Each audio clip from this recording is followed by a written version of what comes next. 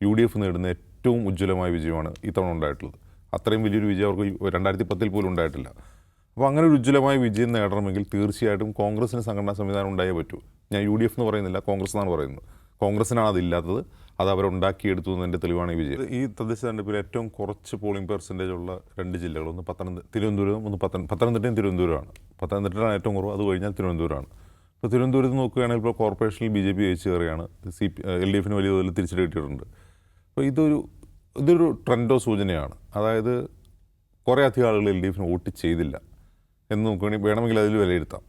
മറ്റൊരു പ്രധാനപ്പെട്ട കാര്യം, നമ്മളിവിടെ തന്നെ ഔട്ട് ഓഫ് ഹൗസിൽ നിരന്തരം പറയുന്നൊരു കാര്യമാണ് LDF സംഘടനാ സംവിധാനം. ആ സംഘടനാ സംവിധാനം കൊണ്ടാണ് അവർ തദ്ദേശ തെരഞ്ഞെടുപ്പിൽ ജയിക്കുക, ഗ്രാമപഞ്ചായത്തൊക്കെ ജയിക്കുന്നത് കൊണ്ടാണ് എന്ന് പറയാറുണ്ട്.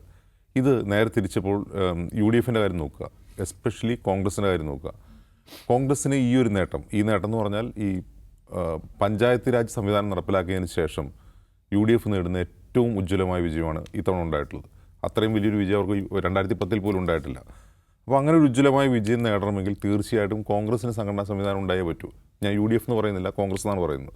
കോൺഗ്രസിനാണ് അതില്ലാത്തത്, അത് അവരുണ്ടാക്കിയെടുത്തു എന്നതിൻ്റെ തെളിവാണ് ഈ വിജയം. അതല്ലെങ്കിൽ ഇത്ര ഉജ്ജ്വലമായൊരു വിജയത്തിലേക്ക് ഗ്രാമപഞ്ചായത്തുകളുടെ എണ്ണത്തിൽ ഇത്തരം വാർഡുകൾ ലഭിക്കുക സാധ്യമല്ല. അത് ഇപ്പോൾ എൻ്റെ വാർഡിൽ തന്നെ നോക്കുക. എൻ്റെ വാർഡിൽ ഞാൻ അതിൻ്റെ ഒരു എക്സാമ്പിളായിട്ട് പറയുകയാണ്. അതൊരു UDF ജയിച്ചു പോകുന്ന വാർഡാണ്, പിന്നീട് LDF നേടിയെടുത്ത വാർഡാണ്. BJPക്ക് അവിടെ സാമാന്യം നല്ല വോട്ടുണ്ട്. ത്രികോണ മത്സരം നടക്കുന്ന സ്ഥലമാണ്. അവിടെ കോൺഗ്രസ് ചെയ്തത് ഒരു SC വനിതയെ അങ്ങ് മത്സരിപ്പിക്കുകയാണ് ചെയ്തത്. അതൊരു വളരെ ബോൾഡ് ഡിസിഷനാണ് എൻ്റെ വാർഡിൽ സംബന്ധിച്ച്.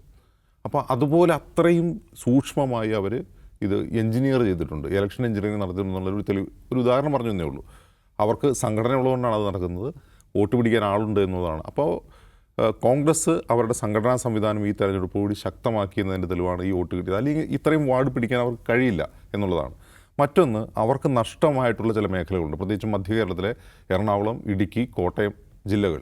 ഈ ജില്ലകളിൽ കേരള കോൺഗ്രസ് മാണി ഗ്രൂപ്പ് LDF പോയതോടുകൂടി അവർക്ക് നഷ്ടമായിട്ടുള്ള ഒരു വലിയ വോട്ട് ബാങ്ക് ഉണ്ടായിരുന്നു. അതവർ ആത്മവിശ്വാസത്തോടെ തിരികെ പിടിച്ചു എന്ന് നമുക്ക് കാണാം. അത് ഈ 3 ജില്ലകളിലെയും കണക്ക് പരിശോധിച്ച് കഴിഞ്ഞാൽ അവർ തിരിച്ചു വരികയാണ്, കോൺഗ്രസ് തിരിച്ചു വരികയാണ്, UDF തിരിച്ചു വരികയാണ് എന്നുള്ളത് കാണാൻ കഴിയും.